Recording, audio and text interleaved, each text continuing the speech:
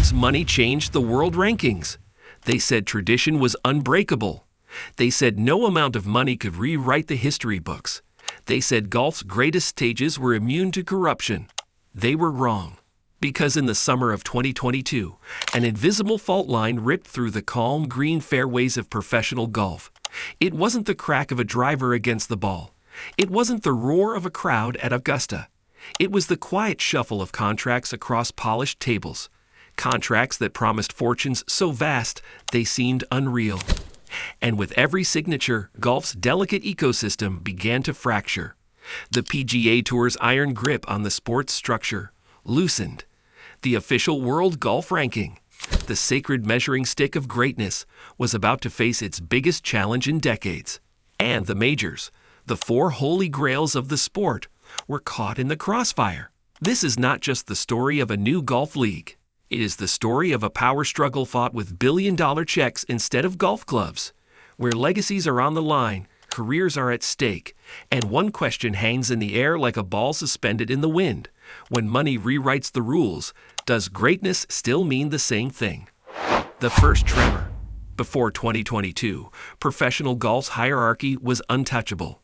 The path to glory was a slow, grinding climb. Play the PGA Tour or DP World Tour.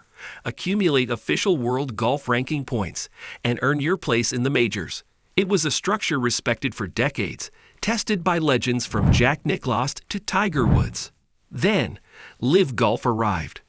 Backed by Saudi Arabia's public investment fund, a war chest estimated at over $600 billion, LIV's mission was crystal clear: disrupt the system, no matter the cost. And their weapon of choice? Money. Phil Mickelson, reportedly $200 million. Dustin Johnson, around $150 million. Bryson DeChambeau, Brooks Koepka, Cameron Smith, nine-figure deals. These weren't aging veterans cashing one last paycheck. These were major champions, Ryder Cup heroes, players in their prime, walking away from the traditional path to success. The PGA Tour thought it was a passing storm. But LIV wasn't playing the long game. They were detonating the foundations. The shockwaves rippled through the golf world. Tournaments once sacred now faced empty leaderboards. Fans were divided. Loyalists clung to tradition, while others were drawn to the spectacle and the stakes. The established order was no longer untouchable. It was under siege. And the true battle? It was only just beginning. The points problem. In golf, there's a number more important than money. It's not your paycheck. It's your ranking. The official World Golf Ranking, OWGR, is the gatekeeper of greatness. A high enough position means automatic entry to majors, invitations to elite events, and a permanent place in golf's history books. Without OWGR points, your name begins to vanish from the sport's radar, no matter how many millions you've earned. And LIV Golf, they weren't sanctioned. Their events 54 holes instead of the traditional 72. No cut. Limited fields were deemed ineligible for OWGR points. So if you beat Dustin Johnson, Brooks Koepka, and Cameron Smith in the same weekend, it wouldn't matter. On the rankings, it was as if you never played. The OWGR board's decision wasn't just bureaucratic, it was strategic. Sitting on that board were PGA Tour and DP World Tour officials. Keeping LIV shut out of the points system was a way to protect the traditional tours and starve the breakaway league of legitimacy. For LIV players, this was a ticking time bomb. Every week without points was another step down the rankings ladder, another inch away from golf's biggest stages. The fall of the stars. The decline was swift and brutal. Dustin Johnson, world number 1 in 2021, plunged outside the top 50. Brooks Koepka, a four-time major winner, slipped into triple digits. Even Cameron Smith, fresh from lifting the clary jug at the Open, began a steady descent. This wasn't about skill. They were still playing world-class golf, just not in a system that counted. And in golf, absence from the majors isn't just a scheduling inconvenience. It's a death sentence for your legacy. The Masters, the U.S. Open, the Open Championship, the PGA Championship. These are where immortality is earned. Without them, Even the most talented players fade into the background noise of history. For fans, it was surreal. On LIV leaderboards, D-stars were winning millions. On the world rankings, they were disappearing ghosts. The whispers grew louder.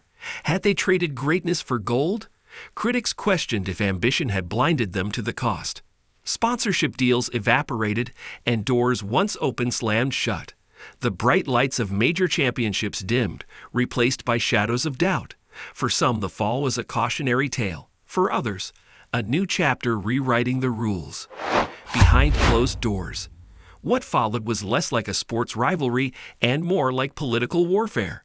The PGA Tour went on the offensive, suspending defectors, boosting prize money for loyal players, and introducing elevated events with $20 million purses. Meanwhile, LIV fought to get OWGR recognition. They even partnered with the MENA Tour, an obscure OWGR-approved Middle Eastern circuit, hoping to piggyback into the ranking system. But the OWGR shut the door hard. It was a standoff, and neither side wanted to blink. For the PGA Tour, points were the last line of defense. For LIV, points were the golden ticket to survival. The Majors dilemma. The Majors stood apart from the PGA Tour, but they relied heavily on OWGR points for their qualification systems.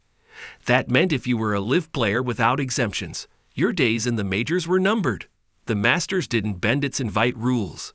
The U.S. Open and the Open Championship offered qualifying tournaments, but those meant grinding through stages that top-ranked players had never touched in years. It was humbling, and for some, humiliating. The debate among fans turned vicious. Should the Majors invite the best players regardless of tour? Or should they hold the line, protecting the traditions that made golf unique? The ripple effect. Whether you applauded LIV or despised it, you couldn't deny its impact. The PGA Tour's sudden purse increases weren't out of generosity. They were a direct response to LIV's financial threat. Players who stayed saw paydays they could only dream of before. Sponsors began reconsidering where to spend their money. TV networks questioned their broadcasting deals. Even the ranking system itself came under fire. How could it claim to be official when it ignored a group of elite players? Golf's long-standing balance was shattered, and the tremors were being felt from the clubhouses of Augusta to the dusty practice ranges where the next generation was learning the game. The human cost. Behind the billion-dollar contracts were very human decisions. For some, like Lee Westwood or Ian Poulter, LIV was a final payday before retirement, a chance to set up their families for life. For others, like Brooks Koepka, it was a hedge against uncertainty. In 2021, Koepka had battled injuries, unsure how long his career at the top could last. LIV offered a safety net, but at a cost. Rory McIlroy, Justin Thomas, and others became the faces of PGA Tour loyalty, refusing massive offers to stand by the system that built them. Friendships fractured. Ryder Cup teams split apart. These weren't just business decisions. They were moral ones. The cracks in the system. For now, the OWGR has held firm. LIV events still don't count toward world rankings, but pressure is building. Critics argue the rankings are now incomplete, even misleading. How can you claim to list the best players in the world when you're ignoring players who have recently won majors? And then, in June 2023, came the plot twist. The PGA Tour, DP World Tour, LIV Golf announced a shocking framework agreement to work together. The details remain murky, but the very fact it happened proved one thing: LIV wasn't going away. So here we are. The money has been spent. The lines have been drawn. The rankings have been shaken. Golf's identity is in flux. Is greatness still defined by history, or has the currency of the future become cold, hard cash? As the majors decide their next moves and the OWGR faces mounting pressure, one truth is clear. This fight isn't over. Because somewhere, right now, a player is weighing his next swing, not with a club, but with a pen over a contract, wondering if a legacy is worth more than a fortune. And when that decision is made, the world rankings may never look the same again. If you want the next chapter of this story, hit like, tap subscribe, and ring that notification bell. Because in the battle for golf's soul, the biggest shots have yet to be played.